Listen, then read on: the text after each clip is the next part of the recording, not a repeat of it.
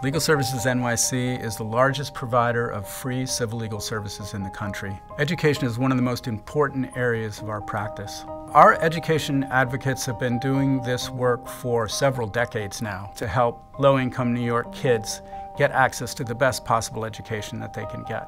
What we've seen during COVID is that with literally hundreds of thousands of kids being required to learn from their homes, low-income kids have less access to the technology that they need in order to get the educations that they need. The Department of Education decided that they would provide students who needed it with devices to learn at home. There were students who months later still hadn't received a device, so this whole time they're just missing school. There are students who were doing remote learning on their parents' cell phones. There were students who were using their parents' cell phones as hotspots. Mi niño sufría mucho, lloraba porque decía, mami, yo no me quiero quedarme encerrado. O sea, mi hijo, pero ¿qué puedes hacer? No fue por culpa tuya, fue la computadora. No, por esta pandemia no podías irte a la escuela, pero mami, yo no tengo la culpa. Yo digo, yo sé, se sentía el culpable diciendo que era por él, pero no era por él, sino era por las computadoras, o sea que nadie me ayudó a chequear ni a ver.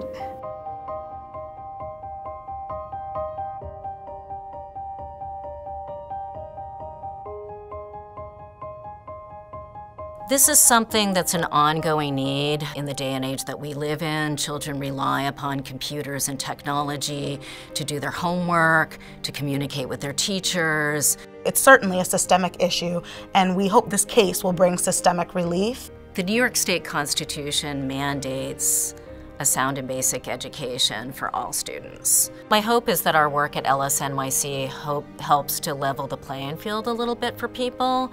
But more importantly, I think that it empowers children and youth. It helps them to know their rights. It helps their families to know their rights.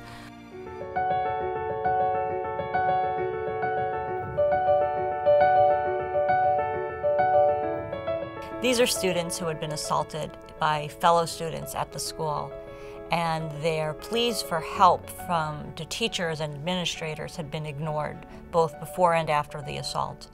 The families were left with no direction on how to protect their children. One of our clients was a 6th grader who had been sexually assaulted for months by a student.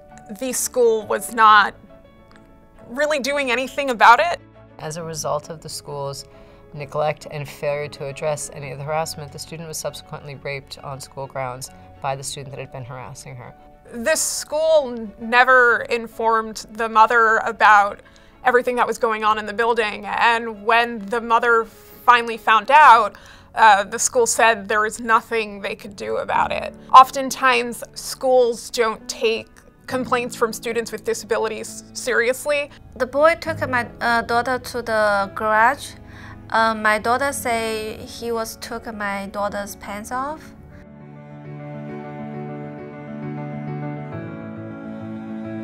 After that, she afraid to walk to go out by herself. She said, "I'm scared to go out. I'm scared to see the boy." The school had said, they didn't have any responsibility or accountability. They advised that she should go to the police. She then went to the police, and the police then sort of shuttled her back and saying, "No, it's the school's problem. This involves another student. You need to bring it up with the school."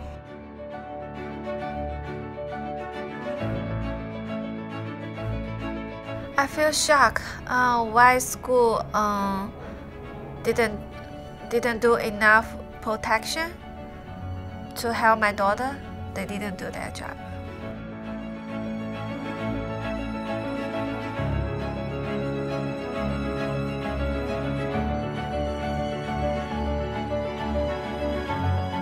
They're kids. At the end of the day, these are kids. And if no one is looking out to protect these children, we've done something wrong. I want to say thank you very much for legal service help me and my daughter. I feel very happy with to get the support.